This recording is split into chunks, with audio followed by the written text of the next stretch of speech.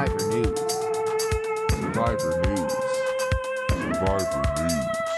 Survivor News. Survivor News. Survivor News. Survivor News. Survivor News. Survivor News. Survivor News. Survivor News. Survivor News.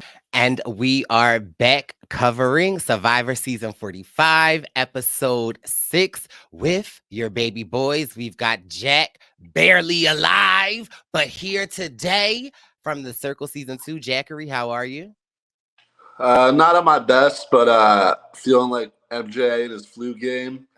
Just trying to come through and show face. And I might not be the most active today, but hopefully I can hit you with a couple of hot takes during the episode. So good to be here. Okay. Coming in hot from his power ranking. He is the father of Wendell Carter. He is the first merge boots of Winners at War. Let's welcome back to the podcast, Win DZ. Yeah, we back. Y'all know that. We back. What's up, Perp? What's up, Jackery? How we doing? I am good. I mean, last night's episode, or episode 6, was truly amazing, right? Like, oh my God, the merge episode delivered. And so I figured, you know what? Maybe we need a little help on this episode. Maybe we need a legend in their own right. Somebody that definitely knows what it's like to make the merge. Okay. Somebody that knows what it's like to make the final 3. Somebody that's a legend. Somebody that has a daughter that I love. We have 2 daughters that I love. Let's welcome the queen from season 44, Miss Heidi, to the podcast. Woo! I'm so happy to be here. I am here with a great episode. I cannot wait to chit chat about it. Thank you for having me. Heidi, thank you for having us coming on Survivor News. We really appreciate it. We are excited. Jack was at the RHAP live event. How was it? Yes. Despite being a little sick, I stayed for the episode. I stayed for the live show. And I mean, the episode there was just electric. You know, all the big moments in the episode amplified by it being a crowd of what must have been several hundred. So wow. It was just a great time. Yeah. And I mean, speaking of that train of RHAP, I believe the next live show is going to be in New Orleans, and we will be heading there. Brice and Wynn will be doing the welcome party in New Orleans, and then we have our Philadelphia stop on November 22nd. So, and the finale is in LA. So make sure you get your tickets available at the Brice and Wynn Present Instagram. But yeah, like I mean, all of that stuff, I feel like we just have to get into the episode. Yes, let's do it. Let's do it. Well, hey Brice, who's moderating today? Unfortunately, Wendell is going to be moderating. Heidi, this used to be a thing. Wendell used to moderate, then Jack stepped up and Jack killed it. So we had to demote Wendell, and it was a whole thing. So we have to go through. Look at him. Oh. The boy's back. Let's do this. Jack, you know what? I'm just going to say this one time. I'm not trying to steal your job, but your boy is ready to go. Okay, so I love to hear it. Okay, I'm not even sick. I just want to give you some time to shine. So. He's just tired from last night. Tell him. Right. He compared himself to flu game Jordan. So I guess I'll be Scottie Pippen, and I'll step in and help you out, despite you still putting up many buckets during the flu game. Okay. Well, I'll be Larry Bird. Larry Bird wasn't on the Bulls. Okay, you'll be like Steve Kerr. Who could he be? Rodman. Grant. Okay. All right. Damn. I'll take Rodman. All right, let's get into it. Dennis Rodman. All right, so we are back after the Brando vote, and Kendra's kind of blindsided. Emily flipped and went with Austin and Drew. At this moment, Kendra's kind of acting cool, but in her confessional, she's obviously kind of upset and like thinking what she needs to do or how can she exact some revenge. Any notes on this part? I felt like we seen this with Sean when Sean came back after being blindsided and he was like, hey guys, I'm with you. And I felt like Emily was a little bit like, Kendra took this better than I thought. And I feel like in the game of Survivor, you're not going to get, I mean, maybe you will, maybe you wouldn't, but you're not going to get somebody coming back cussing you out. I feel like in this new day and age, it's more about keeping it cute. And I feel like Kendra kept it cute. I agree. I think she did the right thing. You don't want to gain enemies. You want to gain friends, right? Even if you're in the outs. So I think she did the right thing. Although you'll be surprised, some things sometimes happen that you don't quite see. So people may or may not blow up. I won't say what, but Kendra did the right thing. So I think she's still in it to win it, right? Do you think it's worth, like, if that were to happen, to maybe put on a show, like maybe take a walk like you're mad and then come back? Because sometimes I feel like when you just say like, it's good, we're good, like it's like, okay, we know that's not real. So maybe if you put on a little fake walk or be like, "Hurr!" Do you feel like maybe that, or it's just, okay, no, don't, okay. I think you read the room, you kind of get the energy, and you may have to, if you have a plan, it may not be quite right for the situation. So you kind of have to read the room and see, should I just do that or should I just keep it calm? I don't know if she did that because, obviously we weren't there, but I think for my experience, I think she did the right thing. Okay. Yeah. Then we move on to Lulu. We got a bunch of idol searching. Everyone is searching together. Caleb wants everyone to be together searching so that, he knows where it is if he doesn't find it. And we have our good friend of the show, Mr. Brice, who finds the beware advantage. And he finds it. He's surrounded by these folks, but he doesn't try anything stealthy or secretive when he finds it. He literally picks it up and shows everybody. Is this what do we think about this? It's gonna buy him. Go for it. Or is there another option? Could he have been stealthy with it? I feel like he could have been a little stealthy, but I also feel like given the position that he's in, right?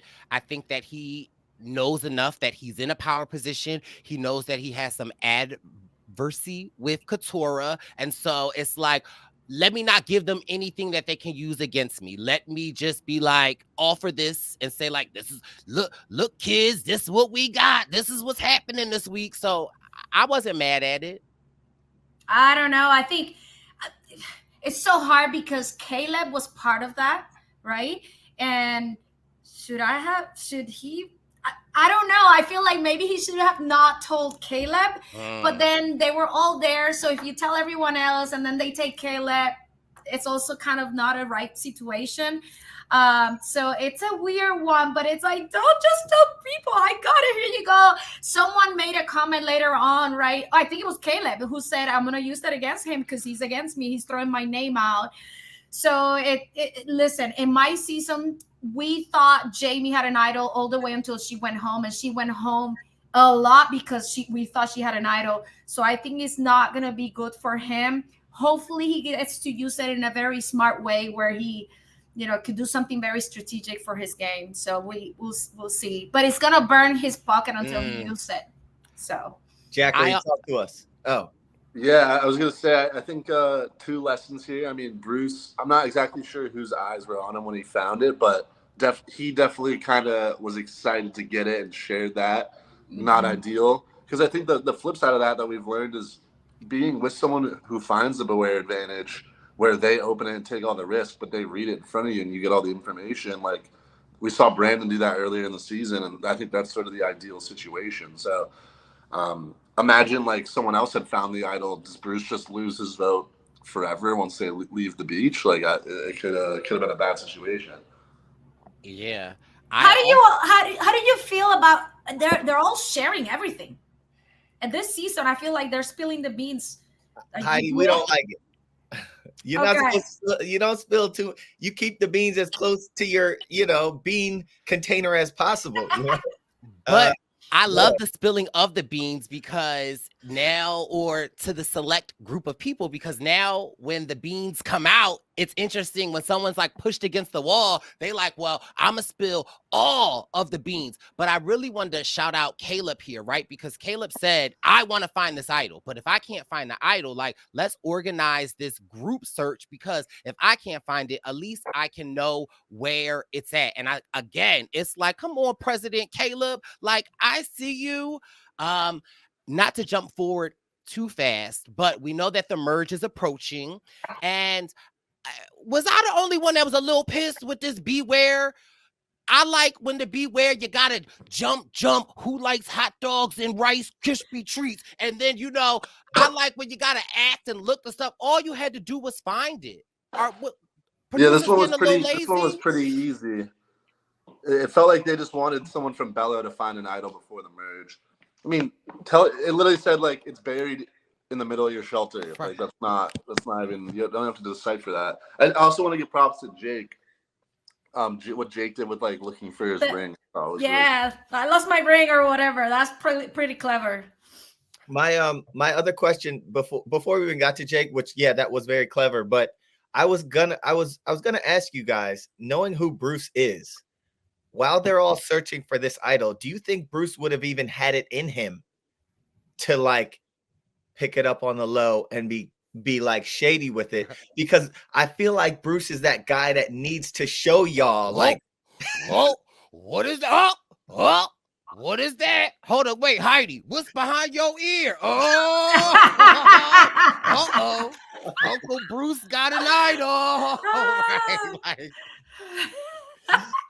But I think that's part of what he needs to do in order for him to win this game. I think he needs to learn to control his emotions a little bit more, because really this game is gonna get to you at some point. So if he's able to control his emotions, he could win it all. So it's one of those where it's like you just have to control it, Yeah. So then of course we get them searching for it without Couture, which is it's something else, because I'd almost venture to say, especially after watching this episode, it looks like Couture is it looks like she's playing a pretty solid game.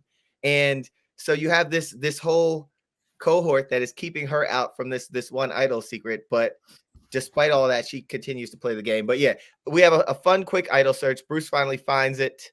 And when Couture is coming back for it, that's when Jake does the ring thing. Now, I didn't mind the ring thing, but why your ring gonna be 6 feet down in the sand, right? Like, I was like, what were you doing down there? Like, I also felt like, although that Luke was great, or Jake was great, I also felt like it was like, oh no, I just lost my ring. I let Bruce and Caleb know.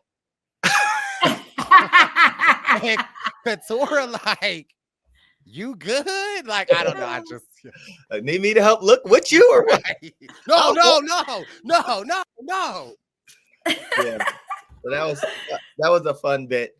And then we get the boat pulls up and we start understanding it's time for, I think they get the parchments that says drop your buffs, and they all head to Reba. Two things. One, I just need to know, Heidi, what did it feel like? For those, go ahead. Just, I just would like to know what it felt like to read the paper that says it's merged. Listen, for those people that do make it to the merge, or at least the fake merge, right, Wendell? Yes. It is an incredible feeling, especially for a first timer. I only played once, but I know Wendell has played more than once. It's an incredible feeling because it's a huge milestone for any player, okay? So I know they made the math, right? Like, we're going to merge. So as soon as you see that boat or you see that tree mail that says drop your buff, even if it doesn't quite say you're merging, it is amazing. However, when you get to the beach and everyone gets there, it's such a chaotic moment, but it becomes real. It really transformed the game. It takes it to the next level. And you see that even with the amount of people there, with what's happening, how fast it's moving, I do think it's an awesome moment, and this is where people have to like take it to the next level to really play the game. It's not easy. It gets harder and harder, especially at the merch. Yeah. How you doing over there, Brice? I'm okay. I'm Need some okay. water? No, it's fine. I'm You like want, Jen. you want to hold one of my merges? No, that's quite all right. Another thing that came to my mind though, those boats, they were going fast. Like I was like, is that like they were flying on that water? I was like, I hope they got seatbelts, but No seatbelts on them little speedboats. Listen, it gets bumpy out there. Sometimes it's scary. It really is. I'm just saying. So we get they all descend upon the Reba beach, and we hear Dee talking about who she's looking forward to. She makes sure that she sees Drew and Austin because she is those are like her people. And they caught a giant, I think they said Emily caught a giant fish. So that's one. Did you see it? Yeah, it was good size, right? That was really good. Yeah. Yeah. I'd never had a fish that big on the island. Me neither. Nope. That was a good shot for the record. That shot that you were showing there, I love that moment. You actually finally get to meet the other people from the other tribes. I know they swapped and all that, but there's a lot of people you haven't quite met yet. So this moment right here is really beautiful, yet terrifying and exciting, and all the emotions that Brice didn't have. Heidi! Just kidding. I love you. Damn, she's cold-blooded. Hey, Brice, get the Kleenex ready. But Heidi, about that moment, I will say that I remember that moment from Ghost Island and from Winners at War. And on Ghost Island, and this is something that Kellen keeps reminding me, when we're jumping off and hugging everyone, I hugged Kellen, and apparently I didn't feel the connection that we had prior. And that was a reason why part of my game shifted, and I was willing to like not fully work with her going forward. I think I've said that in interviews or something, but she distinctly remembers me saying that to her after the game. Like that moment just didn't feel that connection. Whereas when I got back and I saw my boy Dom, it was like, let's do this, bro. Let's go. So, and that's also funny that you bring that up, right? Because I would imagine had I made the merge or being out on the merge beach, right? I think that someone that can sit back and observe things, like, right, it's interesting, like how I would watch my teammates. Like if Jack go over there and Heidi, and I'm like, well, Jack ain't never met Heidi before. Like that's interesting. Or it's very interesting to see the people who don't embrace you or don't hug you. Like that's, again, a part of the game that I love to see and also hear stories like that. I agree. And on this this newly, mergatoried tribe beach, we get a lot of conversations. We get Kendra telling Bruce that Emily flipped. We finally get a conversation between Bruce and Emily where I was waiting for that. Yes. And what I took, Bruce said something to the tune of, what you were saying made sense to you at the time. And I'm just like, come on, Bruce, but I think they both just give each other lip service. What is that a fancy way of saying though? It's saying like, you was talking some BS, okay? That made sense to you at that time. Maybe nobody else. Okay, nobody else. I also thought their confessionals was so great, right? Because Bruce is like, yeah, to her face, Uncle Brucey's cool, but I don't trust you. And then it's like, Emily's like, well, actually, we had a really good conversation, but moving forward, do I want to work with him? No. I was like, oh, this is. Yeah. Bruce said, he even like did like they're like, oh my gosh, it's okay, but I'm gonna get you or something like that. Yeah. Yeah. Can we talk about Bruce also saying, and it happened maybe a little bit after, so maybe I'm jumping the gun, but he's like, nobody's talking to me, whatever. That was quite interesting. Very, very interesting. It almost is like old school Survivor for those people who are familiar with old school Survivor. Maybe Rob, who was like, don't talk to people, right? So I thought that was pretty different than what I'm used to for the new era. That's good to note. I think that was after the challenge. So we'll get to it. But that is like, Okay. I think that was like a huge turning point because he activated the Bruce stuff and he started talking to people. So yeah, we'll definitely get to that. We'll get to that. Right when they're on the beach, we get some other conversations. Austin to Dee and Julie saying that that Jay opted out of the sandwich. This damn sandwich talk, Austin. He's fixated on Jay because of the sandwich. Is this the Jay thing? Sandwich revenge. Why are so many people hating on Jay? I don't know. I don't know.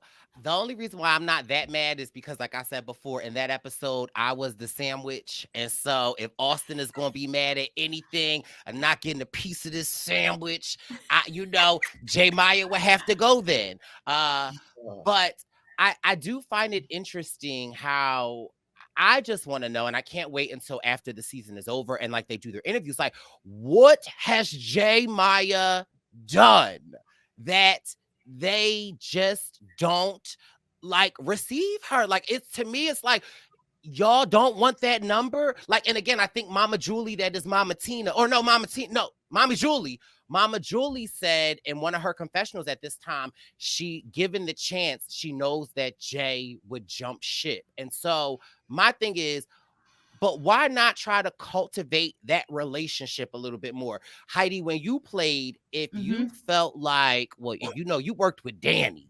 Was there a time that you felt like he couldn't be trusted? And if you did feel that way, did you feel like it's more worth your time to invest trying to make you guys be closer? Or it's like, I can see the game that you're doing, so it's not worth my time?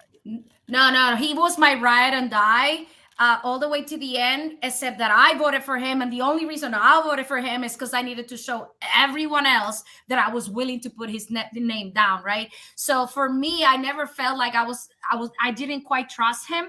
But I was also playing the Survivor game, so don't trust anybody 100%. Let's be honest, because there's only one winner, right? So I think within that. But talking about Jay, I think part of the reason she had a little bit of people not working with her was her taking the fault that she voted for Sifu when she didn't really do it. So I could understand Sifu saying, she put my name down, let's put her down, and start feeding that to everyone else. And of course, Dee was the one who did it. So Dee's going to go along. She's going to be like, okay, yeah, she voted for you. So I think they show Mama J also saying it wasn't even Jay, it was Dee. So I think Mama J and Dee seem to be kind of close in the game. So they're both going with it. And that doesn't work for Jay's game. So they're easily just throwing that there. And you know how it is. You don't really want to be the first one throwing a name, but if there's going to be one that is not you, you kind of go with it. So I think that may have been what happened with Jay. And I'm really sad to see her go because I really, really like her. But anyway. Now, I have a question, Wendell and Heidi, because you guys have made the merge.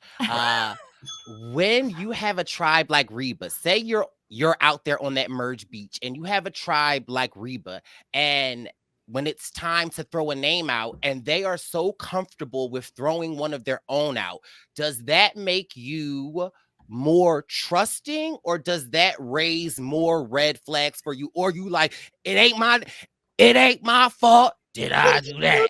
It ain't my fault. Did I do that? It ain't. Oh, it ain't my fault. Did I do that? It ain't my. Okay, what I'll say to that, Heidi. Sorry, I don't know if you knew that one. Do you know that song, Heidi? I don't know that song. Maybe I don't it's know. An old school song. It's a. I was gonna say I'm too young for that song. You are. Jack. Me and Heidi are too young for that stuff. Thank you. I'm adding. Jack will come up. We'll come up with our medley soon. We're gonna come up with one. Definitely.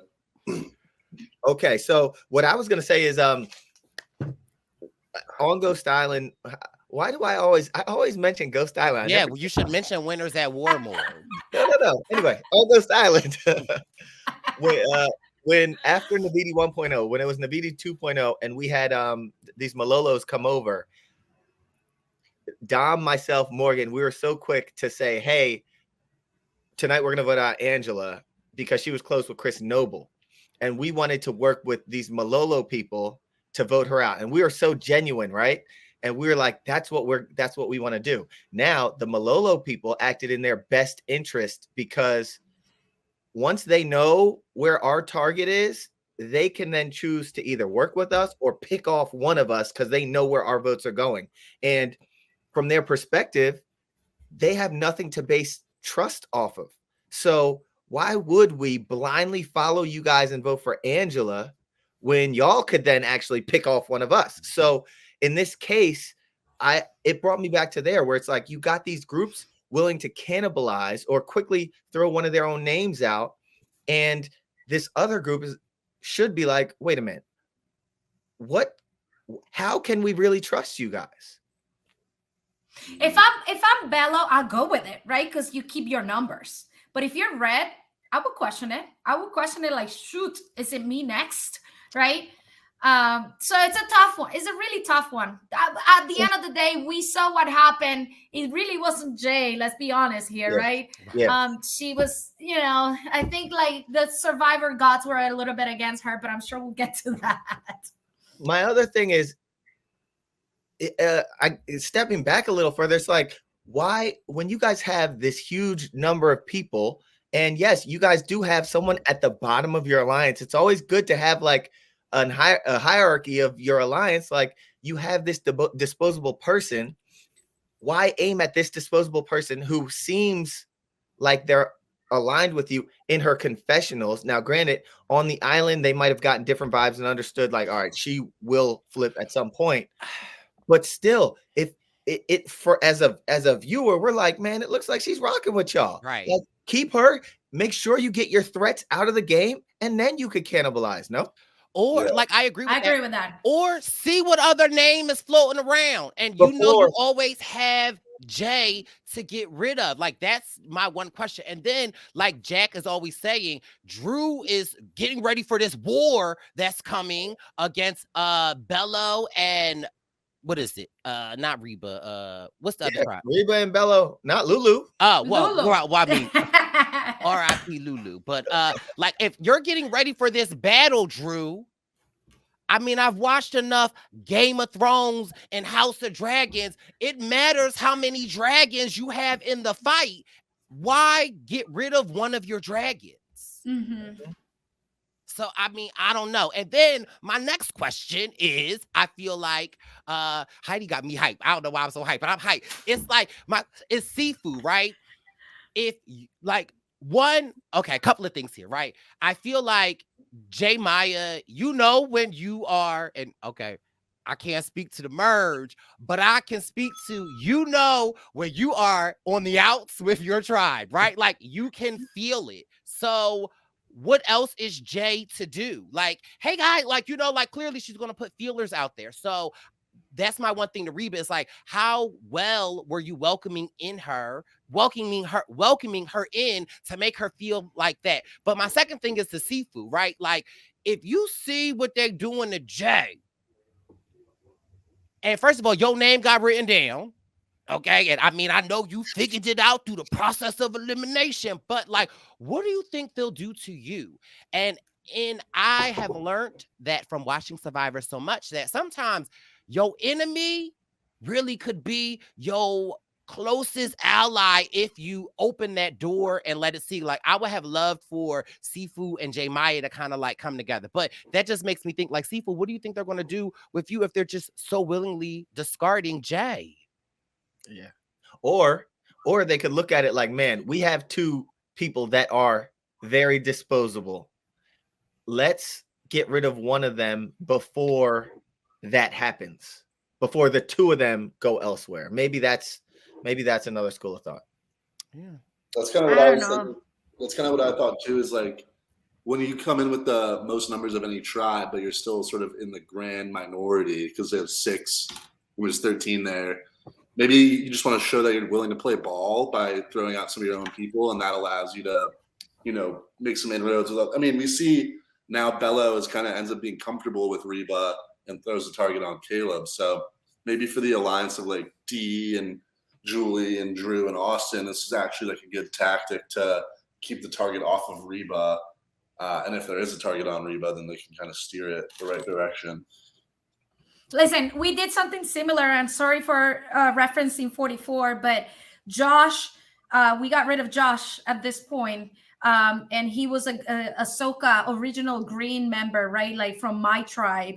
And there's so many reasons we threw his name, but part of the reason his name came out was because he went on the journey and swapped, right? So part of it is like, do we trust him? Do we not trust him anymore? And a lot of people thought that he was not trustworthy anymore. So at that time, we threw him out because we weren't sure if we were going to be able to trust him. So it makes you wonder if there's a lot more that we don't get to see, right? But definitely it's a weird one. I wish we had someone from 45 so we can ask them all those questions, right? Because there's so much that I wish I knew, like YJ, right? Yeah. Well, maybe we'll hear some more in her exit press and definitely after the season of the deep dives. But Heidi, you said sorry for mentioning 44. No. First of all, 44 was an awesome season. Yes. And that's why you're here, because we need you to tell us your experience and all of that. So thank you. I'll keep bringing it up. Yeah. Brice mentions talking about myself. Yeah. Brice mentions Kagayan, and that happened 30 years ago. So not too much. You know. Well, Jack keeps mentioning his season, and it hasn't happened yet. So I mean, why am I taking shots right now? So can we talk about the challenge real quick? Because I just want to. There's something that is burning me up that makes me happy, and it proves my point. So we get to the challenge. Wendell, you can explain the challenge, but what I will explain is that they broke up into 2 teams, right? There were a few important things right before the challenge, but we can, if you want to circle back. Yeah, you can circle back because I got a hot burning thing to say. Put it out there, man. We broke into 2 teams, right? Would you say these teams were relatively evenly distributed with Lulu, Bello, and Reba? Well, let me scroll down to the challenge. The red team had Caleb, Jake, D, J, Emily. Caleb, Jake, Emily, Jake. The blue team had Sifu, Austin, Bruce, Drew, Kendra, Julie. I think that looks a little evenly distributed. Correct. More evenly distributed than when we swapped tribes and there were 3 on 3. And okay, tinfoil hat, man. Go put your tinfoil hat on. Emily and Caleb ended up in the same one, but from the other ones, fairly close. Right. And I, Your Honor, would like to draw Exhibit A, B, C to the front. Do you know why that happened? Because they're putting their hand in the bag and you don't know what you're picking out. When they picked those tribes, they had them all on a tray. And I really believe, Heidi, that some production member forgot to mix them up. Gather Brice up right now. Okay, so I'm just saying, to the survivor, judge, and jury, I just like to make my claim that here in Exhibit ABC, Austin, I would like to think it's never mind, I ain't even gonna go there because I'm the bag right now, okay, Austin? But I'm just saying, when you have to put your hand in that bag, no. You get but Brice, you don't grab the top one. You could you could put your hand there and go and pick the last one. You could put I mean, I would like Austin. I hope Austin, since I'm the bag, I hope that's how Austin got his buff for that position. But I'm just saying, it was just something funny with me having those things on the tray. Wendell and Jack don't agree with me, but I really believe that there was a production member and they were texted, and then Jeff said, "Let's go." And then he was like, "Oh," he just brought the tray out and forgot to mix them up. Okay, sorry. That was burning inside. So I just had to. Let's remove your tinfoil hat, you conspiracy theorist. Let's get back to, I'm going to scroll back a little bit and then we can get back to your team stuff. We had a rainy day and then it was what it was. But then we get Caleb and Emily reconvening, just explaining to each other that they're going to kind of float both sides. We can make this thing work. You don't love the rain? I love the rain. It's like, bruh, not when we're stranded out here in it. Oh, wait. I can't stand the rain. Mm, mm. Ooh, ooh. I can't stand the rain. Me, I'm super fly. Super duper. Fly. Against my window. Oh, I I can't see stand up. Mm. Ooh, ooh. Jack is not amused. I can't get in this today. Me, I'm super fly. Fly. Super duper fly. I can't stand the rain. Okay. And do we have any guesses, Jack? Any or Heidi? guesses or Heidi? I can't stand the rain. Bye. Bye. Seafood. I will be terrible. Oh, do you? I've heard it, but I can never tell you, by who. It doesn't matter if it's a popular or recent or old. Is y'all from work? Yeah. Is y'all from work? Yeah. You gotta. Is it work? Let me Let me work. Yeah, Put you my gotta, game down, flip it, and let me reverse. work. Sit. Is y'all from Is y'all from Got a big. You don't know. Let me You search. don't know that one, Jack? Well, I know the song. I don't necessarily know the name. Okay. Wait. Do you know the name, Heidi? Maybe Work It. I don't know if that's Hey. the Do name. you know right? the art? Do you know the artist though? Is I that? do too. Who's the artist? I think I know it too. Missy Elliott. Ah! Jack, how does Heidi come? I was First time about on to. the podcast. I was about to answer the same thing too. How do you beat me to it? So, Too fast. so Seafood can stand the rain, Okay. but Austin does not like the rain in these cases. And then we have people talking again. Then we see Caleb. We had Caleb and Emily talk. Then we have Caleb now doing his Obama thing and really being a man of the people and really talking to everybody. I love it. But if he's that, how visible is he for because Bruce does not love it.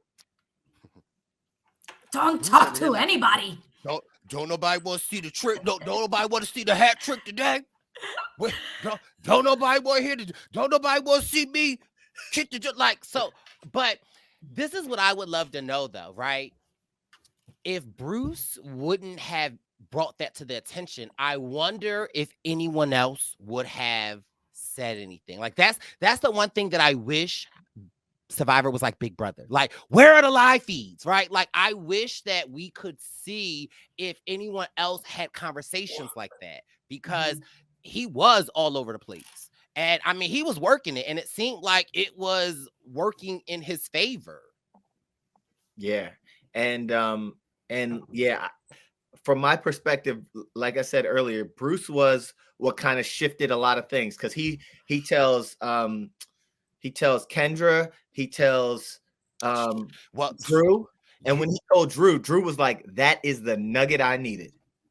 He's like, they're willing to, yeah. So anyway, so did this happen before? Go ahead. I like how Katura was like, come on, you gotta use your leadership to get on it, right? But, it makes you wonder if he had agency, because we saw what happened. But anyway,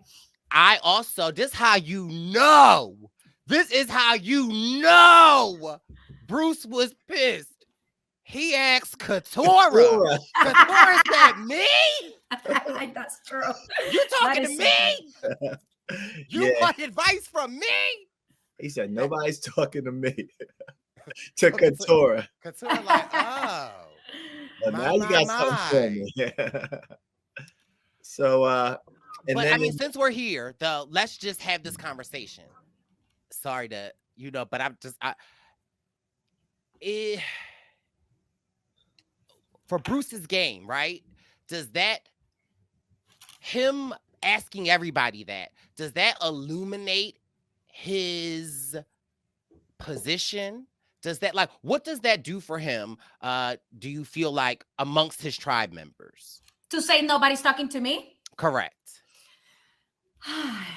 That is an interesting question, right? I remember me saying to Jamie, Kane doesn't talk to me, but I did it with intention to one person, and because I knew they were close. So, but he said it. We saw it. Him telling a bunch of his tribe members, they're not talking to me. And I think he even told Caleb, Caleb, Nope, you haven't talked to me either. So I don't know if I will go forward and just tell everyone you're not talking to me, include me. I think that may not be that great, but at the same time, he was able to flip the script, right? So it makes you wonder if he did it the right way or not. I don't think I would have done it. Yeah. What I will say is, and shout out to Bruce, friend of the show. We love Yeah, you. we love you. Yes. I think Bruce has main character energy. And I think that on his other tribes, there was a lot of like, it was the Bruce show. It was look at me, even like with the idol, you know?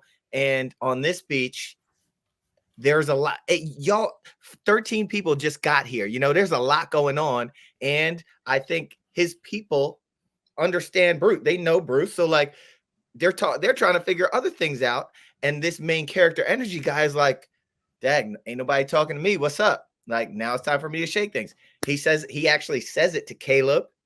I think he also said it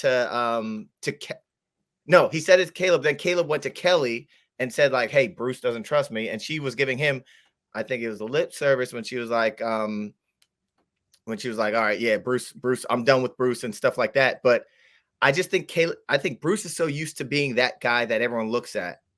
And now all of a sudden you're on a tribe with 13 people. So it's like not everyone's looking your way. But I think it's good to understand when people aren't talking game to you. I think that is a good quality. So that's my kind of next question is, was he right to call it out though, right? Because if they aren't, maybe you do need to illuminate Caleb. Like, so I feel like I agree, I don't agree, but I also feel like what he did was somewhat necessary, essentially. Because if nobody's, let me illuminate this to everybody, but would you not say anything in that case? I don't know if I would personally like say or not say anything, but what I do think Bruce's like attitude in this episode shows to his allies is that A, he's kind of isolated. So if you're an ally of Bruce, you know that he'll kind of stick with you. And then B, the fervor with which he's against Caleb, because Caleb is talking to everyone, kind of shows you that Bruce is not going to be the type of guy to talk to everyone. So again, that reinforces that if he trusts you, he like really trusts you, which isn't necessarily good gameplay. But if I'm like a Jake or a Kelly, then I know that Bruce is going to be loyal. So that at least is a valuable asset. He did say in one small moment, like, they're all gunning for me, right? Because they all know who I am or whatever it was that he said it. I don't know exactly what he said, but he was alluding it to that. So maybe he's just using it to lower his threat too. Like, hey, they're not talking to me. You know, so maybe there's a little strategy behind the comments, because he said it multiple times. So maybe he's just trying to lower his threat, that it's like, well, I'm a down here, not up here, so don't look at me yet, kind of thing. It's possible. Very much. Yeah. That's a great take. Yeah. All right, Brice, shall we get to the challenge? Sorry. Go ahead. Okay, in this challenge, it's one of these big challenges. They're split up into two teams at random through a rock draw, as opposed to grabbing buffs off of a tray. So this is clearly not a fixed challenge. Okay, we see Austin. Yes, we see Austin. Okay, so in this challenge, you got to kind of like run under this this net, which looks very heavy and difficult, through the mud. And then you guys, as a tribe, you push the cart, you load sandbags, you climb up to the top of something, you get a key, you slide down another rope net, you climb up over this boulder, and then you do 2 puzzles at the end, which is awesome. And we have the red tribe, Caleb, Jake, D, Jay, and Emily, against the blue tribe, or the blue team, Sifu, Austin, Bruce, Drew, Kendra, Julie. Anything to note about this challenge at all, really? Yeah, did you think Katura, hindsight, right? She picked the right team because they won. Any thoughts? Do you think you would have picked the same one or not? So I paused the episode and I was like, let me see what I will go with. And I felt like the easier decision was to go with the blue. So I actually would have went with the red, because I just feel like that puzzle would have been the equalizer. And I feel like red might have had more puzzle people. So I initially was like, ooh, blue. And then I was like, it might be red. So I paused it and I picked red. But again, I wouldn't have made it to this episode, so it wouldn't have been me. So So who? Yes, Brice. Brice, you're big on the if you see like a tribe that or a team that looks like super big and strong, that's not necessarily strength. Like there are Right. other kinds of strength. And my question is, what makes you think that this tribe that looks visibly larger, maybe physically more strong, what makes you think that they wouldn't necessarily be so great at puzzles? I'm not saying that. What I'm saying is that when I paused it, automatically I went to I'm picking blue. And what I'm saying in my survivor history, what I tend to lean towards didn't work out for me. So that's why I was like, I'm leaning towards blue. Let me pick red. And Understood. I mean, Austin was on red. So Austin's on blue. He was on blue. He Well, was I on mean, blue. He was on blue. Heidi, whose side are you on, Heidi? Hey, I'm stating the facts. Okay. Well, I know. I wanted to run next. I will have wanted to run next to Austin in case he got meddled up in the net. But I got you. I got you. could You're jump like, over. okay, I really want blue, but because everything is telling me pick blue, I'm going against it. Right. Got it. Okay, so how did picking red go for you, Brice? Let's hear it. I mean, we didn't win. Y'all got obliterated. Okay, blue. So, what was your thoughts, Heidi, Wendell, and Jack? Like when you saw the teams, did you automatically go to blue? Yeah, so my thinking on this, obviously you want to usually lean towards the tribe that's more likely to win the challenge, which I think in this case was blue. But I think a very underrated factor to consider is if your team that you choose does lose, which group are you in a better position to survive a vote on? And so I don't necessarily know for Katura here, but for me, if I thought it was pretty 50-50, that would kind of be what I factored in. It's like, do I have shields on my side that would catch votes before me? I agree Good with that. take. Good take, Jack. Okay. 100%. I the feminist in me was like, I really hope the one with the most girls, the one that looks the weakest, right? Because you eventually, your eyes and your mind go to the big people, right? You're like, they're gonna win. I really was cheering for the non-big people, the red one, just to show everyone that it could be an equalizer. And I think that's part of the reason why they used possibly two puzzles, not one, but two, right? In order to say, yeah, this is the real equalizer and we're throwing two because we really want to make it even because they don't know who's going to pick which balls in the bag, right? But yeah, at the end of the day, the bigger one that was visibly bigger ended up winning, which I was cheering for the other one purely on size. But sorry, go ahead, Wendell. No, I think a lot of people root for underdogs, and I think there were a lot of people that wanted to see the red team really do their thing. Nonetheless, Brice's team loses, the red team loses, and the blue wins. They earn the merge. They get the sanctuary where good things happen. And Probst at this point, when the red team loses, Probst asks Caleb, what do you do now? And Caleb's like, I'm actually at peace. I lost a lot. Now you just got to go back and play the game. And in my head, I'm like, geez, if he doesn't already have the biggest target on him, now you got him giving a political speech just before going back to have to scramble. Brice, what you got? But you know something that Caleb did that multiple times after this point that I thought was kind of smart. And when Jeff asked him that question, he said, Emily and I. Like he kept bringing, and even at tribal, he kept like making people aware that like it's not just me out here, Emily too. So I felt that was a little like Caleb being like, if you think I'm the target, Emily and I have been through this at all. We're gonna do what we normally do. Hopefully we get through it. I don't know. I just picked up on that like subtle nuance that he was doing, and I feel like it wasn't just like, let me show them that me and Emily have been through this all. It's also like, that's actually smart. I like it. Yeah, it's not just me. There's someone else. Right. And how much did that make him look at Emily? It made Jay Maya was like, oh, Emily. So we get to the sanctuary. We get this merge feast. I love the sanctuary. You know what? How does it smell, Heidi? Listen, I don't know if it's at the same location that we had ours, but the location was beautiful. It's right by the beach, and like at the end, you get to see other islands, like almost like mountains, and it's just beautiful, gorgeous location. So it is pretty worth it. Plus, you get to eat, and I think Kendra was saying how she hadn't eaten, although she did probably eat some of that giant fish that was caught there. But she was.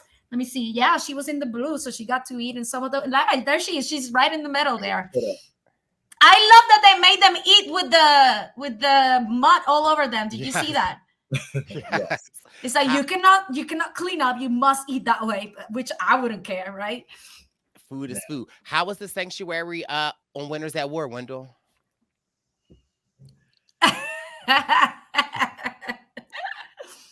I don't know. Oh, okay. Okay, well, just refer to Heidi for the sanctuary. Oh, that $1 million feels really good, though. We get at the sanctuary. Sifu mentions butter. Someone's like, "I love butter." Drew says, "I would make love to it." I thought that was a Brice Isaiah comment. I feel like Brice would say something similar. I mean, Austin finally gets to eat. I'm thinking maybe now you aren't going to be obsessed with a sandwich anymore, but clearly that's not the case. And then they start talking games. Sifu automatically, he says Jay. He puts Jay's name out there. Austin, Julie, they all agree. But then Julie says, she suggests Lulu, if I'm not mistaken. That's when Bruce and Kendra say Caleb. And that's when what I gathered was it seemed like Katora wasn't really feeling it. But because she's a good game player, it's like she's not going so hard against them. You might hear it in the confessionals like, hey, that's not the right move right now, or I'm not trying to do that. But I thought that just watching how she received that tidbit when now they're all looking towards Caleb, how she receives that information. Also makes me stand by what I said a couple of episodes ago with you, Wendell, and Jack, where I was like, although Bruce and Katora might be at odds on the screen, I do feel like they will function unified if they need to vote together. And I know you guys were a little bit on the fence on that. I feel like Katora will. I feel like she absolutely would vote for him, or not vote for him. Well, I mean, I think she would absolutely vote for him, but I think that they will. I think that they would stay unified. I really do, despite the fracture. Because they were both safe this episode, that forced them into cooperation. But I think if Bruce wasn't safe this episode, he'd probably get us home. You think he would be the target? Let's see who was on that.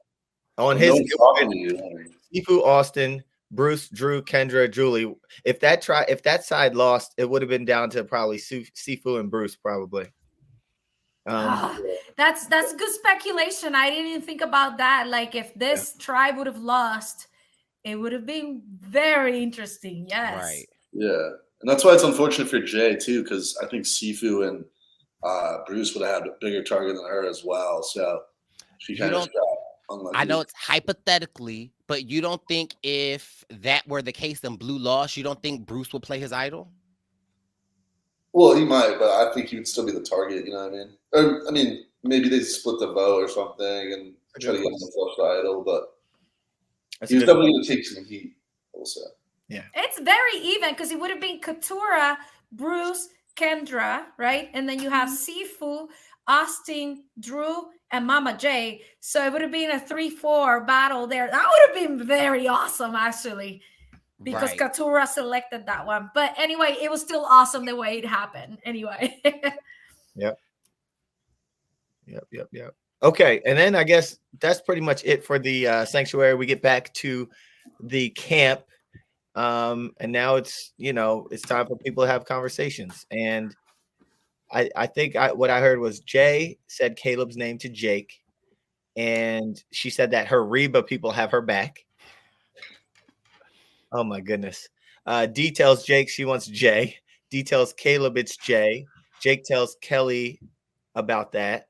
And at this point, I'm like, yo, what is up with, like, why are they gunning for Jay? This what looks to me as a spectator. I'm not on the beach, but she's a loyal troop. Like, she's with the squad. She's a foot soldier right now. Wait for the Civil War. Once you guys have a super critical mass where you can have one disposable player. Yeah. Jay. Right. So much there, but I guess I've got multiple questions, right? Because I feel like now I'm thinking of Caleb and Emily, where in the beginning it seemed like Caleb was like Robin Hood, like I'm going to save Emily and get her to work with me and we'll figure it out. But to my knowledge, in the history, it seems like Emily has done a little more saving of Caleb than Caleb of Emily. Like Caleb may have like pulled her in, but again, that first vote or that second vote, she saved him. Tonight, she was like, you're the target. Like, you know what I mean? Like, I feel like this relationship of them is so mutually beneficial, but it's definitely like not Caleb being like, I brought Emily in. Emily has for sure done the test of time to look out for Caleb. But I also was thinking about the votes. Weren't all the votes? Well, if she knows that every single vote is going for Caleb, why throw a hanky vote somewhere in the, you can't assume that Caleb's going to hit his shot in the dark. So she let him know, hey, bruh, It's you. they coming for you. Use that shot. Because I'm going to put your name down. We still cool? And it would have not, think about this, right? I think she's the only true ally that he probably has, right? Because it's like, at the end of the day, in the new era, you kind of stick with your tribes just because you don't have enough time to build relationships across, right? So I think even if she would have voted, she had to vote for him. I feel like there's no question in my head. She should have gone against it. And even if she voted for him, she probably knows he's still gonna be okay with her next week, although we'll see what happens. So she did the right thing for her game, right? But I love how she's like, this is like, shut in the dark time kind of, situation. So I love what they have together. When I saw all 18 of them announced, right? If I would have never in a million years would have picked the two of them playing together, okay? Right. And I freaking love it. As a viewer and a fan, give me more Emily, give me more Caleb together. Love them together. Yeah, I agree. And me as a fan, give me some more of Austin. If if we're asking the Survivor guys what we want, I'm just saying, a little bit more Austin would hurt. So, okay, if you play the shot in the dark and you have a close ally, I'm going to direct this to Jack because you're the numbers person here. Is it, and they're more than likely all voting for you. Does it help to have a contingency plan with your closest ally? Like, listen, Jack, I'm going to play my shot in the dark, but just throw a vote.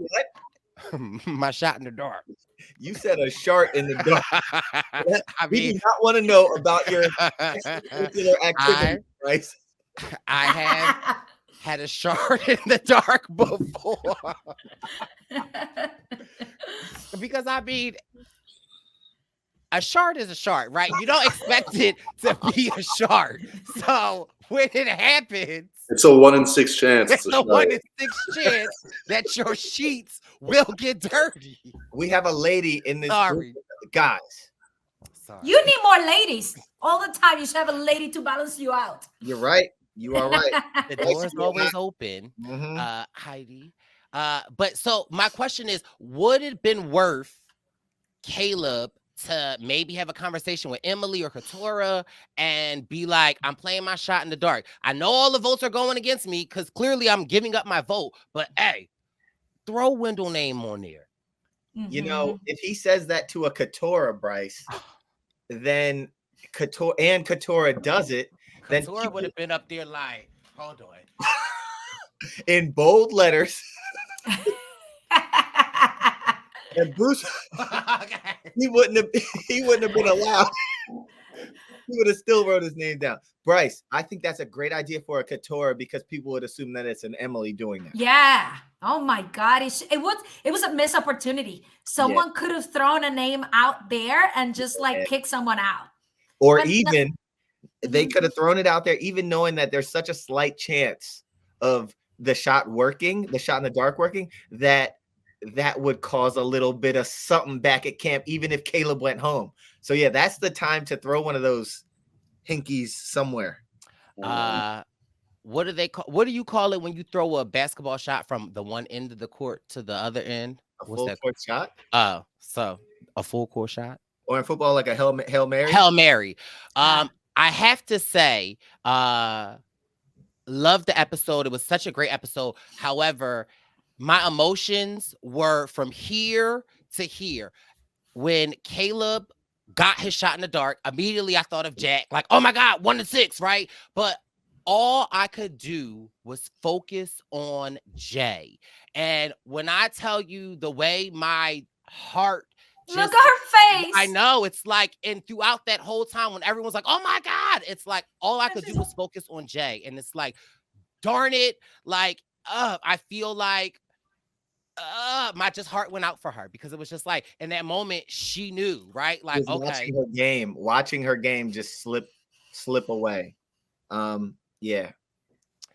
But I give her huge credit because I feel like in that moment when they're like, give us some time, knowing me, I would have just sat there. I would have been like, you know what, F this, but I like the fact that she actually was like up there bidding, talking to people, I wasn't mad at that. Now, did Jeff say that you couldn't play an idol at this point? He didn't say that. Okay. He didn't say that because I was also thinking, could you play your idol like Bruce or someone at the end? Like, I don't think you can play it on a revote.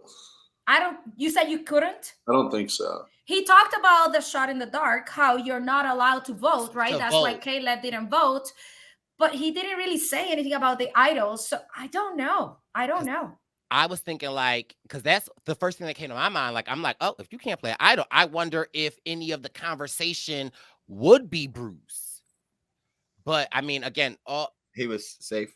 He was safe. But I don't know. Only Couture was thinking Bruce. Can we talk about something real quick on the vote? And I don't know if any of you did that from Survivor players, right? I was counting them. So like, okay. And then I got to 11 and I was like, when I was in Survivor, I try to count. Sometimes you lose track because there's so much happening. And sometimes you're like in your head. So it's hard to count. But if I was there and I could see so many, you're like counting, there were 11. And then you have to guess like what happened because he did say this is the last one. And then when he like said it, it's like 11 votes for the same person.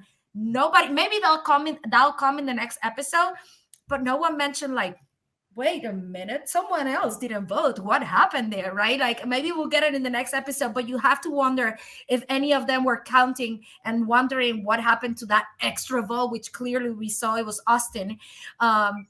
So we'll see. That's an interesting one. And let me ask you this question, Heidi. If somebody does notice it, who do you think it would be? From this season 45. You're going to say Emily? Emily. Okay, you know Emily. Yes. It's going to be back at camp the next day. Everyone's going to be like, oh my God, I can't believe how crazy that is. Caleb, what? Did someone not vote? Yeah. Yeah, because there were 13 of us. There were 13. He used his shot in the dark. That's 12. And I heard 11 names. I cannot wait for that to happen. I'm a financial analyst. Right. Yeah. I cannot wait for that to happen. Bruce, do you know what happened?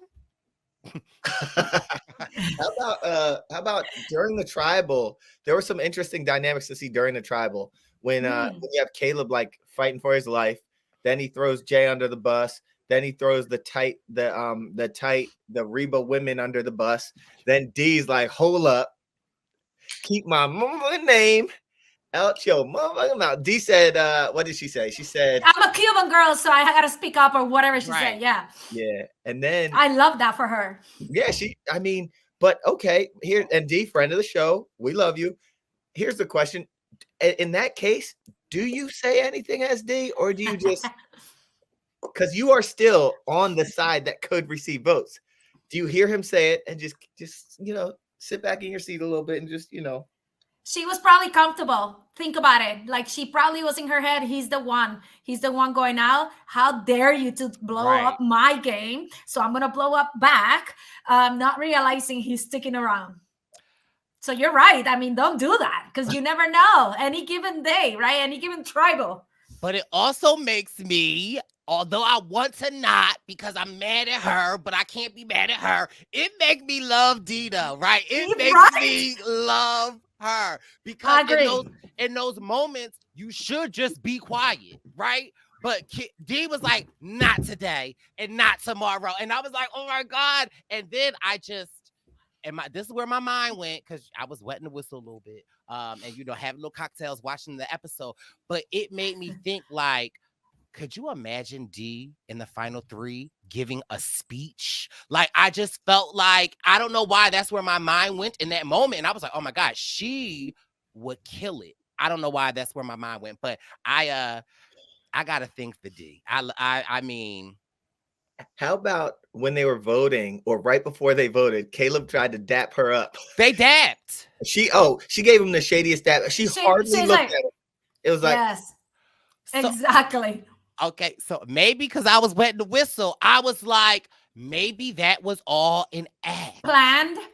Oh. That's where my mind went when they dapped. Oh, I was my mind went that way too. Oh, wow. So I was like, ooh, and I was like, they're gonna get J Maya, and then they got Caleb, but Caleb got them, so it didn't matter. Wow. But as a viewer, okay, I love that moment too, because we're all way too political in tribal council. Let's be honest. It's like, you don't want to blow up your game in tribal council. You can easily if you don't say the right thing. And seeing it as a viewer and a fan is like, yes, give it to me real, right? And then I was like, wait, was that planned? And then when I saw the votes, it's like, okay, maybe not. But definitely as a viewer and a fan, love that. Give me more realness behind that, right? In tribal council, give it to me. But that's why I love Emily so much, because she didn't have a filter. It's like she didn't have the Survivor filter. She has it a little bit now, right? But that's why we love her so much, because she had no filter whatsoever. So I loved it. Now, when we went to the revote, did y'all think it was still J Maya, or did you think it was Emily? I, again, was wetting the whistle, and I love Emily. I love J Maya. I didn't want to see either of them go, but I guess because of how Jay's tribal went, and I just maybe might have been rooting for her. And I thought maybe she gathered some votes. Did you feel like she gathered some votes, or did you feel like you knew it was Jay? You knew it was Jay. For me, I thought it was Jay, just because that was her name, the name we heard from the camp, right? It was either Caleb or Jay. So I was like, they're not gonna risk it that last minute. So to me, I thought it was gonna be Jay. I think they had a plan A and a plan B, and despite throwing all the votes, right? Caleb, like, where's your plan B? But I think that they all knew that was gonna be the other plan. And yeah, so but I thought there could have been some votes towards Emily. I thought it could have been mixed up with this revote, but again, everybody was on it, just like everybody was on Caleb. One interesting thing to note, first of all, when Probst opens the scroll and it says safe, what were y'all feeling? Like, jumping. Incredible, right? Crazy, right? Like, Brice? I was doing the math. I was like, is this 1 and 6? But it's 18 of them there. But I just knew it was going to say not safe, because we've only seen it work one other time, and I'm just used to it being saying not safe. Well, when did we see it work? It worked last. Jamie was the first one. Yes. And what season was that, Heidi? 44. Thank you. Yes. So we saw it last season work with Jamie. So I just knew we were going to go on another lull of 5 times seeing it and it not working. So I sharded in the dark because I was like, oh my And here's what I will tell you about Jamie's one. And I wasn't in that tribal council, but I've heard plenty from it. I think if we would have had 90-minute episode, we would have had a lot more information about how, because a lot of people were questioning, like, how did that happen? There were a lot of confusion because we didn't have enough time for that whole storyline to develop because so much happened in that tribal council. So I truly think it would have been, our episode in 44 would have been 3 times better if we had 30 more minutes. So I am loving 45 because they give us enough information to not have too many questions at the end of the episode, right? Like, okay, I get it. It's amazing. And I hope they keep it for a really long time to come because 90 minutes is awesome. Were you nervous, Heidi, when you heard them announce 90 minutes? Were you one of the people that were like, is it going to be worth it? Or were you just excited from the get-go? Oh, I was excited from the get-go because I know so much wasn't shown from my season, right? So I was like, I just wish we had a tiny little bit more so people wouldn't question so much about what I did. So I just know I was excited for them. I was sad it wasn't mine because I wish it would have been 90 minutes for hours, but I'm excited for 45 and for whatever is coming after this. Hopefully everyone gets 90 minutes. Brice, was there any group of people that were mad at Survivor extending an extra 30 minutes? What are you talking about? So no, I think a lot of people, because I live in the comments and the Reddits, a lot of people were nervous that it was not going to be, it was going to be 90 minutes of the same. Like, I don't feel like what we are getting is 90 minutes of the same. I feel like it is developed stories. We're seeing a lot more. So there were people nervous that it was just going to be like 30 more minutes of like, what the WTF is this? So I think that was people were nervous about. But no, Survivor, they've been delivering. Mm-hmm. So I agree, they have. And so we have, very sadly, we see it written all over J Maya's face. She knows what's happening. Kind of almost, and to take it back to Ghost Island, kind of almost reminds me of when Jeff started reading our votes on the island. Wendell, Dom, and I started realizing, oh my gosh, this is a tie. Laurel's going to break the tie. I started feeling really good. At the same time, as he's reading these votes, Dom is not feeling so good because he is probably assuming that Laurel will vote for me. Anyway, now moving forward, I wanted to know how we see Caleb's game going forward and like, what does this mean for him? This huge move that everyone was on board for. He just slipped through there. Where does he go from here? Can he make it much further? Like, what do we see? I could see him making it much further. In this new era of Survivor, we have seen the votes drastically change from vote to vote to vote. So there is a world that another intimate threat could emerge. And we know that we have some of the players there that can. I think Caleb's best bet is to win challenges, get safety, but there is a world that I could see him going farther. There is a world that I could see them targeting him yet again, but I feel like we've seen a lot happen in these newer seasons that something else could come up. Somebody could piss somebody off. So, like, there's a lot that could go on that could take the heat off of him. Yeah, I still have pretty good hopes for Caleb. Like, I think his issue going into this episode was he was kind of a friend to everyone, which is a friend to no one. Now he's sort of hit a complete reset where everyone's just voted him. He might be a bit of a free agent, and people might look to him as an option because they know everyone's against him. Also, obviously, this episode, over half the cast was safe. So next episode, there's going to be options like Bruce or Sifu that might draw some of the attention away from Caleb. I'm going to go to the numbers real quick. I think, do we have 5 and 5 and then the 2? So we have Katura, Bruce, Kendra, Kelly, and Jake. So you do have 5 to 5 and then the 2 in the middle.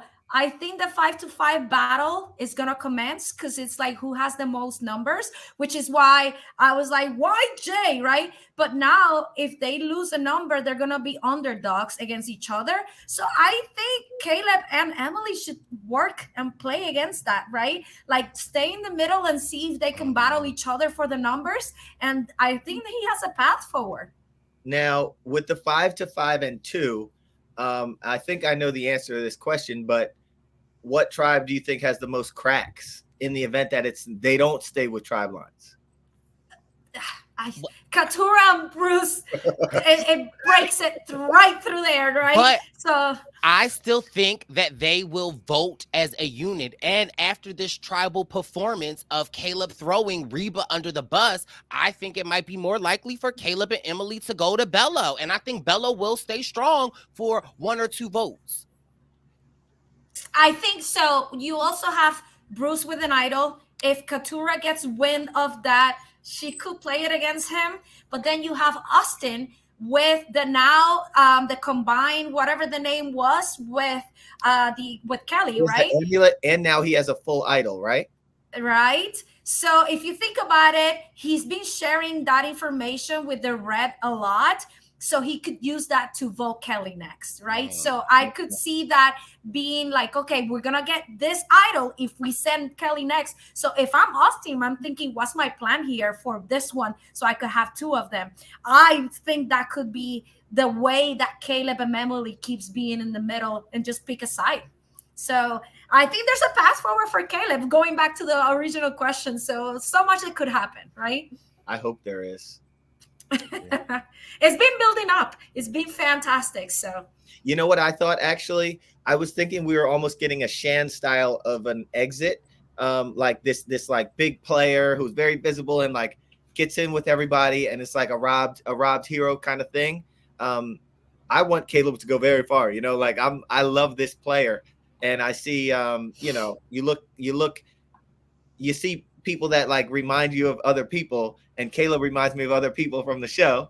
Who does Caleb remind you of? He reminds me of you, but he just made it a little further. So just a little. Heidi. But yeah, I'm rooting for Caleb, and I'm glad that he made it through in historic fashion last night. So, all right, let me ask you another Caleb question. After his likability, after a move like this, do you, as being on the Merge tribe, you don't forget things like that, right? Like, I would imagine that a conversation would come about that, like, we cannot let him get to final something, right? Like, yes.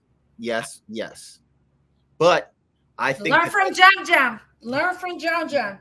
But I think that it's not, and like I think that someone might be more imminent next. For example, they don't need to get him in anywhere near striking distance. Like, don't allow him to get to final 7 or 6 and win 2, and now all of a sudden that error, that thought process of Survivor kind of makes me mad, right? Because it's always like, ooh, Heidi, don't let Wendell get to 5, but you got to strike where you can strike, because you might not even have that option of getting him to 5 because he might go on an immunity strike.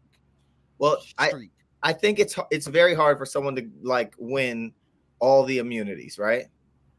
Right or wrong? I mean, I think you shouldn't go. Like, if the new era tells you anything, you should lower your threat on the challenges. Make allies. The social game will take you way further than any challenges, any physical challenges. If you become a challenge beast, you don't make it far. That is Heidi's opinion, because I saw it, and when I saw a beast, I'm like, we gotta get that person out, right? Yes, but at the end of the day, that's what Survivor is. It's these social reactions, because they're voting for you to win at the end, and they're voting for you to even stay in the game. So what is the top thing is the social interactions. 100. But under that, I don't know if these challenges are made for someone to be just able to win 4 and 5 of them. They're not. But you mess around and win 2, and you're that threat, and now they're gonna aim for you. Right. That's exactly right. But if you think about it, if you go 5 and 5 and you end up losing people, you need the numbers. So they're going to try to grab into Caleb and Emily, right? So if they can play into that, it could work for their advantage. But then, you know, that's where I think they could last long, just because you need numbers. So if you start lowering your numbers, you're going to have to grab the middle people. So even within the strategy and the challenges and all of that, if somehow you can pull them in and they can play the middle, just like the Tika 3 did, They could do really well, but it's a matter of the big battles noticing like, okay, it has worked in the past for winners. I better catch on to that. So I think if they know the game, they should understand what's going to happen. Two things to note. So you either grab the middle people because you're 5 and 5, or you aim for the middle people knowing that Caleb is such a threat. But if I'm taking a step back a little bit, is he even the biggest threat out there? He's not the intimate threat. Oh, he's not a what, Brice? He's not an intimate threat. The intimate threat out there is Austin. I saw it coming a mile away from when you started. Wendell thought he's going to get me. Now, okay, I don't know why. First of all, I'm just loving this episode because I feel like the Survivor fan in me is alive. Now, let me just throw this hypothesis out there. Is there a world that, like we keep saying, the Reba versus Bella world? Is there a world we know Drew and Austin are close? Who gave Drew that extra special thing was Caleb. Is there a world that it could be like Drew, Austin, Caleb, Katurah, Kelly? They make a 5. Why Kelly? Why Kelly? Well, because I think that Katurah and Kelly, they had that girls' alliance on Bello, and so we haven't really seen much of them. And I just think, what if that they became the dominant 5 and then picked people off? I would love it. Because Caleb has the relationship with Katurah and with Drew. Now, that would be cool. And it's interesting that you said that because all I've heard from D is this strong 4. It's D saying that it's D. And you remember, was Austin and Drew trying to share that information with D and Mama Julie? That's Mama Tina. Wow. They got put together because Drew wasn't watching. Wow, that would be interesting to see this like cross lines connection. And what if you even throw Emily in there? 2 and 2. Can I flip it? Can I flip it though? Because if I'm D and Mama J and I see someone, Austin, who's physically seems very able, right? Like very good, right, Brice? Tell me more. Tell me more. But you could also go and okay, who are the outs in the other tribes? So I know they're talking about the strong 4, but I could also see it from the girls' perspective. Like if it's not me, I don't want it to be me, right? Because if they're probably at the bottom, right? Working with the biases there of the girls, guys situation. Maybe you could also reach outside and just try to see what catches from the other side. D, Mama J, Kendra, Katurah, Kelly. That could be kick-ass. I mean, we haven't seen a fierce all-women alliance in a very long time. And I mean, any alliance that Kendra is in, you could sign me up because it's like, there's a world that could happen. I would love to see that. Me too. And then my last question, then I'll be quiet. So J Maya did not make the merge. Like this was the episode where so they merged after her. See, I hate that. Yeah. She's on Ponderosa with you, Brice. With you as well. Oh no, you were on Edge of Extinction. I made the merges. Oh. But going back to my did you win? Did you win back into the game though? Because I don't. Did you get back onto the merge tribe, or should I ask Natalie Anderson? The spicy Brice is here. I was the one who started. I wish I had a bell. Ping. The spice is out tonight, so I go back. Okay, I'll call Natalie. Is Caleb the biggest threat out there? 1 and 2.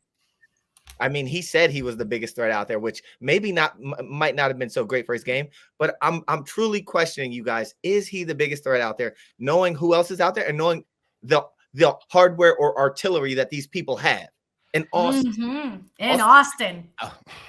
It's like this. I think on paper he is. I also have to run, unfortunately. So no worries. Yeah. Jack, love you, bro. Now, I got a question. So you're not even gonna answer. Go ahead. Okay, no. So because I mean, despite not having much, dare I say, from a viewer standpoint, I think the biggest threat, in my opinion, is D. I feel like she Woo! is and I mean, and this is a compliment. Like, she's a ruthless, like the type of player I want to play like I don't know. I just feel like from a viewer standpoint, I feel like D is a huge threat. Like, she's competitive, she's smart, she will cut her own if need be, she's willing to lie, she's willing to I mean, I just see the complete package in a D. I agree with that. I like it. I know that you went like this, but I like it. And she's not necessarily like, here Right. I am like Caleb. She's a little bit like, okay, I'm part of the alliance. I like it. Go ahead, Wendell. So D, I told you, Brice, a few days ago, I think D is getting to the end of the game, but I think the person to watch still is Kelly. And Well, yeah. and like even in my rewatch earlier today, I would just catch images of her that I'm like, man, she's like either lurking and just like observing or something. Or how about when we saw those like blue eyes pop off the screen? I'm like, she's getting hero shots almost.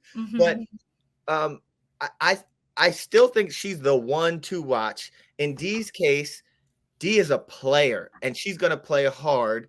Sometimes that might send some shots your way. If she so I still think that I don't think she's the winner, but when I talk about people being bigger threats, as far as you're looking at Caleb because he's so social and you think that he can like win a lot of stuff, right? That's not why we looking at him. I mean, but that sure, that's why you looking at that. That ain't why. Draw your attention to Mr. Intimate. I mean, that's why we looking at Austin too. I mean, Bruce with his shirt off. That's what we looking at Bruce too. And they both have idols. So like, why is it that Caleb is such a threat? Just because he's smiley and he's trying to play the game? The only part that Emily has, not Emily, I'm sorry, Kelly is not having for her is that she didn't freaking eat the sandwich. If she would have eaten the sandwich, she would have been in a better position, right? But I think I don't know. I mean, maybe it's Austin the one that will fall, but Austin has a little bit more goodies than Kelly. So he has the goodies. He has a couple. He has his best friend. That's Drew. Then he has a bigger alliance. That's D and Julie. Like, I think Austin is situated in a great spot. And despite being this like big, strong, handsome man that is intimate with Brice or something, whatever you said, just kidding. Despite being this person, it's somehow he's laying low. Which is why D has to cut his throat at some point. Let's be honest here. That's like, but you gotta get there. Like, if I'm D, I'm thinking, I want to win this game, or I'm Mama J, I want to win this game. What do I need to do? At some point, you gotta cut Drew out of the circle. I'm sorry, not Drew, Austin out of the circle. One second, Brice. 1 second, because that's when you start getting into these gender dynamics, Heidi, because like you have a D who's playing super strong and is this fierce woman. And if she's sitting next to an Austin at the end, you're not winning. I don't know. I feel like D is dynamic, and I feel like D is, from what we have gotten from her and her confessionals, like I don't know if that's just easy to say that if it were her Austin at the end, that Austin would win. I'm just saying traditionally. Well, we throwing the traditions out of the window. I would love to. Well, I don't want to cut Mama J either, because I feel like Mama J is having a little under, and she has all the allies with the big threats. So Mama J could do a Heidi. Come on, bring it a little earlier than Heidi, and you could win it too, Mama J. So first of all, Heidi, we need you more on, because the episode I told Jack and Wendell, I said I could see Mama J winning, and they were like, no. But to answer again your question, then I'm gonna just let it go. First of all, I'm having too much fun. Like, I love this talk. Here is another, and I'm gonna shout out to James Jones, because this is a thought process of James Jones. We keep talking about the threats, the real threats. I feel like in this new era of Survivor, I would say that James would say the biggest threats here are the people we have not mentioned in this episode, like our episode, right? So there's Jake, Sifu, and Mama J. I would say there's a world where potentially they're the biggest threats. Mhm. That's almost a Gabler situation. Mm. It's like They- he was chilling. Mhm. We weren't talking about him, you know? Mhm. Or Erica. Or Erica. And again, let's talk about Jake a little bit more, right? We keep seeing him have those seizures, right? Like, is, in my opinion, that's kind of like a winner's edit in a sense. Like, we're seeing him overcome this. He doesn't understand why this happening, but he's still fighting through his story of his weight loss. He lives at home with his grandma. Like that, like there's scrolling through my resume. That's a winner's resume. That's something that we could get behind. I don't see it, Brice. I I love Jake. I'm a big fan of him and his story. I am like so proud of him and staying in the game despite everything. And on that little slide, when he knocked his knee, looked like he tore a ligament on that slide in the last challenge. He's fighting through all of these things, right? And I love him for it. I was gonna say, I wasn't gonna say, but I was gonna say, and I think that an edit like that, I don't see him winning. I'm scared that we see him get medically evacuated at some point or something like that. I'm scared for his health, despite his fight and all he has in him. I'm scared for him. I agree. I think I hope he doesn't get medevac because I don't want to see a medevac from anybody. I want to see no quits, no medevacs. Let's be honest. But yeah, I love the underdog development because I was an underdog development and I wish I would have been a sole survivor, right? But with the 90 minutes, I am going to align with what Wendell is saying. I feel like they may have given us a little bit more of the story if it was a winner story. But hey, producers love making surprises on us, so I wouldn't discount anybody. And if I'm a player, anybody could be a winner out there. So you are going to play against every single one of them, no matter who you think it has the stronger or not stronger game. Yeah. Never discard anybody in Survivor. Straight up. I agree. Well, Heidi, this has been probably my favorite episode of the podcast this season. We can't thank you enough. This was so much fun. We'll have to tune in next week to see what happens on episode 7. But before we go, Heidi, where can the people follow you at? What you got up to? What are your daughters covering Survivor this season too? Because I keep checking the Instagram, so I'm just curious if you could give us some updates. So they've been wanting to do it, and they're like, I don't know, maybe. So maybe like a halfway season they do something for sure, and that's for my kids, right? But I'm at Heidi Lagares, and all my social media is at Heidi Lagares. So you can follow me, ask me questions, whatever it is. I'll be there. I'm busy as a mom, as a worker. I work full time. I do this for fun. So yeah, I'm a busy person, but I hope that you can reach out to me and find me. So yeah, and opening the path for the next one. So I have a little biases with D, right? The next Latina girl. So I cannot wait to see more of us in the future. So I am super excited that you have me here. Thank you, you both. Love you both. And hopefully we'll do more things in the future. Yes.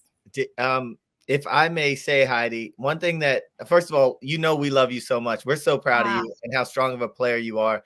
One thing that stood out to me was I think I saw you and Carla and some other Hispanic survivors together, and you said something to the tune of like, we have our own caucus, or someone said that, or was it, well, people, to see how you guys are growing and how like you can see players coming after you like a D that you want to root for because like now there are more Latin American players, or I think it's such a great thing. And that's even like with me seeing a Caleb, I'm like, I see somebody that, so I think it's awesome. I attribute it to the casting for sure. But I think people like you that just stay in the community and keep investing in the community and showing love and going on the pods.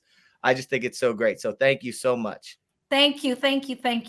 Love Yeah. you guys so much. Love you. All right. Well, this has been your Survivor News. We'll be back next week. Bye-bye.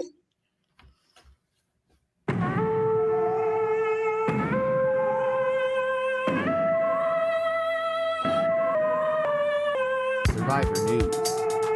Survivor News. Survivor News. Survivor News. Survivor News. Survivor News. Survivor News. Survivor News. Survivor News. Survivor News.